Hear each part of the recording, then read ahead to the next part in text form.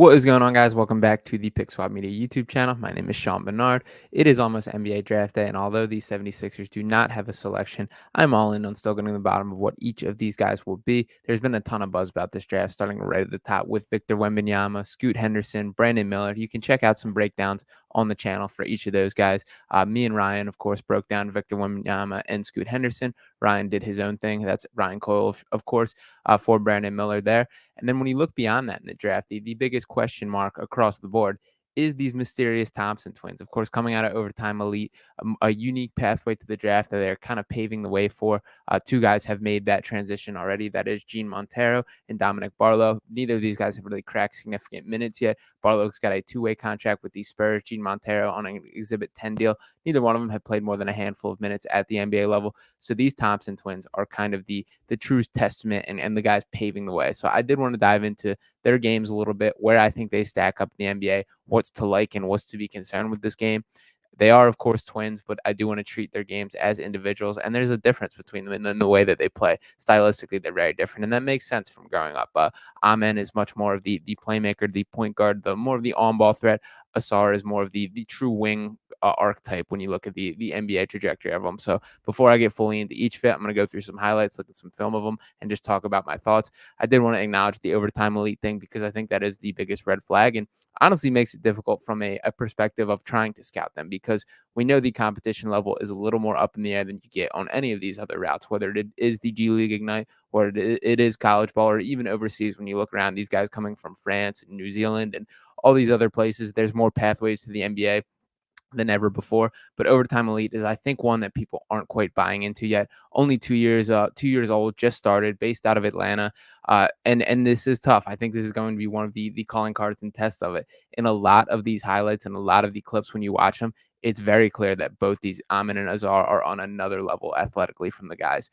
I don't know if that's necessarily going to fly at the NBA level. It's very clear that they're in a different world than the competition they're against. I still kind of think it does. I think they're that level of athlete that it's still going to translate. But I did want to bring that up and just say, like, that is something to weigh and consider. I don't think I'm taking it as seriously as some people.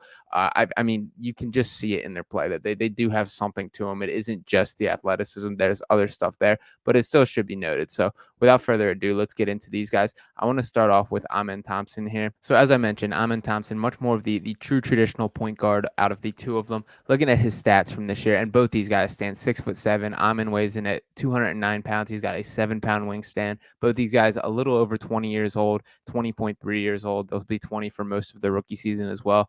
Amen averaged 16.5 points, 6.9 assists, 6.6 rebounds, 2.2 steals per game, 3.2 turnovers. He shot 53.9% from the field on 11.7 attempts, only 25.4% from beyond the three-point arc on 3 attempts per game, shot 68.8% at the free throw line. The biggest red flag with Amen is that shooting. That there is some real mechanical issues, and I think his shot is going to need to be broken down at the NBA level for him to have success. He's shown a willingness to work with his shot, break things down, try new things, but the results just haven't shown. I mean, he's at a point where even in the Overtime Elite circles, guys were truly fading off him and forcing him to shoot it.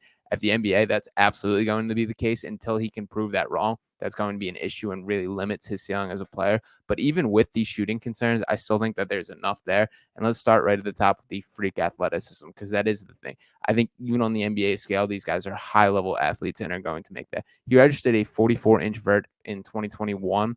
It's even higher now. There was one clip that was super viral going around of him basically breaking the measuring stick of the vertical leap there. He's got the quick twitch ability in a way that really very few can.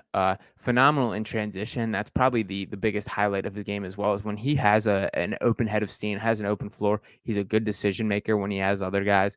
He's got an elite first step and a really good finisher. He just hangs in the air in a way that nobody can really replicate. And I once again, I think that's within NBA circles, not just at Overtime Elite. Very good finisher. He shot 71.2% at the rim. That's on 170 attempts, so connecting 121 of them. 59% in the half court. Those are still pretty solid numbers. Just look at the way he's able to kind of float and outlast guys in the air like that. The high level playmaker is the biggest thing that differentiates him and his brother.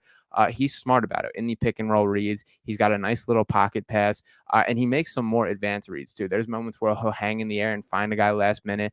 He'll create passes, not just make these simple ones. He'll kind of pull things out of thin air in a way that not everyone is capable of doing. Very few guys in this draft class are, but he'll kind of pass people open rather than just make the smart passes. The drive and dish is where that shines the most. He can just get downhill, get ahead of steam, and either draw a guy in and create for another, or just kind of find a slip pass on a guy cutting. Like, look at that little dish off there. That's impressive stuff, and that's high level for a guy that's young. That usually takes a couple years for guys to be able to develop that. And at the NBA level, he's going to have to see if he can match that style of play and that pace of play. That's going to be a new challenge for him. There will absolutely be some growing pains. I think with both these guys, it's going to take a little bit of a shock moment, a little welcome to the NBA moment for them to truly find their peak and hit their stride. But the top end talent is there, and I was very impressed by the playmaking. This was something that the more I watched, the more film, the more this stood out to me, that I think you can make an argument that he is the best playmaker in this draft. I think he's more advanced than Scoot Henderson in that category, who out of the top picks is probably the only guy I would put in that conversation. I don't think Brandon Miller is in that. So I do think Amin Thompson's probably the best passer out of the top few selections. He does have good defensive upside. That 6'7" frame is a big deal. He's got good hands. He's active in that. One of the things that I will critique for both these guys, but I think it meant for Amen specifically, is just kind of getting in some bad defensive habits of over helping off guys, trying to jump passing lanes and fading off their actual matchup, things like that. And in some respects, like, I understand it. They were good enough to get back on most occasions. They were a good enough athlete to recover and still make the play, but that's not going to be the case at the NBA level. So that is something that they're going to have to straighten out there. As I mentioned with the shot, it's really broken. This isn't even just like, and I know we're showing some makes in these highlights, but just look at the form concerns there. The way he's fading off, he's very rigid, very stiff. His back is like fully upright in a way that I really don't like. His shooting off the dribble this year, he shot just 25.4%. He was 16 of 63 on 3-point attempts. And like I said, teams are forcing him to shoot that. They're not trying to take that away by any means.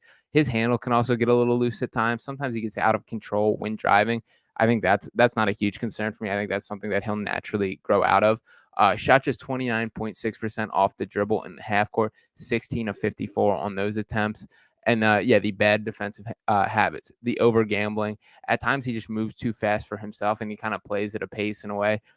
Looking at a pro comp for him, man, I want to go LaMelo Ball is probably the closest that I have to him. I also think there's some Markelle Fultz in him, and I mean the Markelle Fultz that we currently see, who's a very useful player, but not the number one overall prospect in the way that he was when he came in the NBA. Obviously, I've seen some Ja Morant's thrown out there. He's a different kind of athlete than Ja. We know Ja is kind of like the high flyer, the aggressive dunker, all that. Amin's way more like smooth with it in the way that he gets to his spots, creates, gets downhill. But either way, so I'm seeing a pretty wide variety of where he stacks up. I'll say out of the two, and I'm about to touch on Ausar in a second, Amin's a higher ceiling and lower floor. I think there's a world where he's really not a playable rotation player, that the shot is that broken and that poor that you really can't keep him on the floor. But I also think there's a world where he turns into a star level player. And you can absolutely see the flashes. Summer League is going to be a blast to watch these guys wherever they end up. I think you can make an argument for either one of them at the number 4 pick, and even extend. I don't see them slipping past probably 8 or 9 would be the lowest I could see either of these guys falling. Personally, I probably would take Amen at 4. I'm torn. I like Cam Whitmore a whole lot too, and you can make an argument. Jarris Walker, I think, is in the conversation, and there's plenty of guys that you can really make a strong argument for, depending on the situation. And I think the draft that we're going to see more teams moving around than ever in that range. I think Wemby's going to go 1 to the Spurs, and then whether there is the Zion trade to the Hornets for 2, that will change things. Whether the Trailblazers look to trade number 3 pick and find a win now piece to pair with Dame, I think more so than usual, we're going to see some real turnover in those top couple picks. And I'm interested to see how those pieces fall and how it impacts them. So that is what I would put for Amen. I think at his best, he is a star level player. At his worst, he's a unplayable rotation player. And that's a huge gamble when you're an NBA team picking at that high. But I am impressed with the athleticism. I do think the playmaking is legitimate. And I approached both of these guys as a little skeptical. I bought into, I don't know if the overtime elite is that safe of a pathway for players. And we still don't know that. But I do believe in the talent they have. The bottom line is, if you got it, you got it, regardless of what team you're playing for, what pathway you take. I do think these guys do. They're going to be electric players to watch for their NBA careers, and I'm excited to see where each of them land. And I do, like I said, I think Amen is the higher ceiling and a lower floor out of the two. So let me switch gears and get to Ausar. So to jump into Ausar now, Ausar Thompson, much more of the traditional wing style of player, and that made sense. Amon was more of the more ball dominant. That's why I would consider him the safer out of the two. That I think the worst case he is guaranteed to be a rotation player, where I think there's a world where Amon isn't.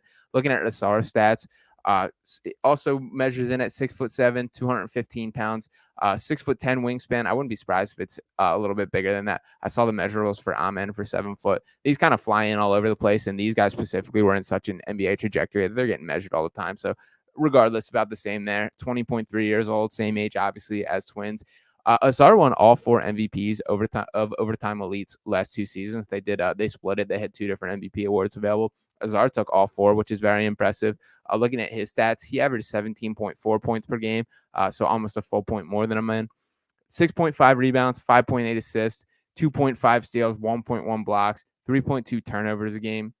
His shooting numbers, a little bit weirder there. He 47.2% from the field, so not as efficient from the floor overall, but he was a better three-point shooter, 33.3% overall, 4.7 attempts. Still not super polished in there, and he was only a 70% free throw shooter, so he's not that massively better than his brother when you look at the numbers, but there is a greater feel for that. This does look like it's going to translate more. He's got a smoother stroke. He's got a more mechanics that you kind of replicate way more smoother. And it feels like it changes on a lot of attempts. Ausar, you know what you're getting on those attempts, and I do think he's respectable enough as a floor spacer that he can sit in the corner and knock them down at a regular enough rate to scare teams off. He's a high-level defender. That's another thing that jumps off to me. He showed much more of a willingness to kind of get in and show the nitty-gritty and pick up a guy at full court. He had a couple really nice picking guys' pockets in the backcourt, picking them up all 96 feet in a way that you really don't see from very many guys in this draft. So that did intrigue me. That's something that that specifically is another reason why I would consider him the safer out of the two. And he is more of that traditional wing. I think the worst case for Ausar is way better than the worst case for Amen. Some other intriguing parts of him. Another high-level athlete. I mean, they're cut from the same mold in that regard. Good off-ball cutter, which is, you would argue, I would say him and Cam Whitmore are the 2 best cutters in the draft. You can see the chemistry between him and Aman, the way they can play off each other. That obviously comes from growing up together, knowing each other so well. But I do think that's going to apply at the next level. His feel for getting to spots, finding little niches in the defense, and making sure to find his spot there. That's huge at the next level. And for guys that are not particularly ball dominant, as Ausar isn't, that's vital to creating and just carving out more minutes for yourself on the floor. So that cutting is nothing to overlook. Honestly, that's something I look for pretty heavily in a prospect that isn't ball dominant in the way that he isn't. I think he checks that box phenomenally well. And just that feel, that shot that he created, when you can be a weapon without the ball, that ups your ceiling as a player, a tremendous value. So I like him a lot in that regard. He also showed some growth as a shooter, which also intrigued me. He shot just 22% from 3 in his first year at Overtime Elite. That up to 33.3% this season. Still a ways to go, and that number still needs to get higher, but that just signs of progress is intriguing. And as I mentioned in the comparison to his brother, Ausar, like, the mechanics are just so much cleaner that I believe that number will still going up. So he kind of has the track figured out. He's just got to get better. Amon's still finding that track that he is on. He's still improving. He's not great at creating in the half court. As phenomenal as he is as an athlete, it's much more of the verticality and getting up and dunking. He does still have some burst. Amon's way more fluid in that kind of burst. And I'm sorry for keeping comparing these guys because they are two different players and should be respected as some, but it is kind of the layup in this situation. At times, he got caught up in the air too often. He would attack without a plan in a way that I didn't necessarily like. I think that's where most of his turnovers came from. A lot of both these guys would do the jump and kind of bail themselves out midair. Ausar got caught with it too often. Looking at a player comp that I have for him, I'm throwing like an Andrew Wiggins in the mix here. And I mean more the little Warriors version of Andrew Wiggins who kind of fills the gaps there. I like him a lot. I like both these guys. I think there's absolutely a place in the NBA and for a pretty significant role for each of them. I'm curious to see. I think there's going to be a large learning curve for both these guys, but the talent is absolutely there. And as I mentioned, I think Summer League is going to be the time to shine for both these guys. We're going to see truly what they have, what they're made of, and how their game translate. They have this like kind of unique and exciting like street ball kind of feel to their game where they're out there, they're showboating, they're doing a thing. It is that same kind of LaMelo Ball style, but the talent cannot be overlooked. And I think for some people that they're not going to be there. That flavor of play is not for them. Also, for both these guys, this is where I think it's incredibly important for teams to get to the interview processes. What makes these guys tick? What motivates them? Are these guys that want to be the best basketball players, or are they guys that have just kind of been out athleting guys, wanted a paycheck on their way to the NBA by going with overtime elite, paying guys 100 grand a year to attend and play basketball there. So I'm kind of curious what the motivations behind that is. Everything. I think both these guys would be very important to interview, and of course having in for workouts. So team will have more intel on that kind of thing. Like I said, I approached both these guys a little skeptical that I didn't buy it. I wasn't sure that they could be these top prospects, but I think these are the top two athletes in the entire draft. That includes Scoot Henderson in that mix. They're different. Scoot absolutely is right in the same conversation, as is Cam Whitmore. I'll keep bringing his name up as well. I think he's an interesting comparison for this, and I think Whitmore and Ausar are pretty. An argument can be made for either as far as the best wing prospect beyond the big three and the first three picks of the draft. But like I said, I was skeptical, and I do believe in these guys now. So it will be interesting to see where they see their names called on draft day. At the beginning, it felt like they kind of had an inside track on the fourth and fifth pick. I feels like the tides have turned a little bit, and I see them sliding down boards. I've seen some mocks with as late as 8 or 9. I think they're better than that, but I also think they're guys where the situation absolutely matters and how they end up and how they will be remembered like that. So we will see when draft night comes. Appreciate you guys for tuning into this episode. Make sure to dive through the other breakdowns as well. I'm going to be dropping my most underrated guys in the draft after this, hoping to get a most overrated list out after that, as well as a couple interviews that I'm trying to line up and a couple other things in the works. So appreciate you guys for watching. As always, make sure to drop a subscribe on the channel, drop a like on this video, drop a comment. Let me know what you think of these guys. Throw some player comps at me, other guys you want me to look at. I'll squeeze them in as best as I can. And as always, appreciate it. Peace.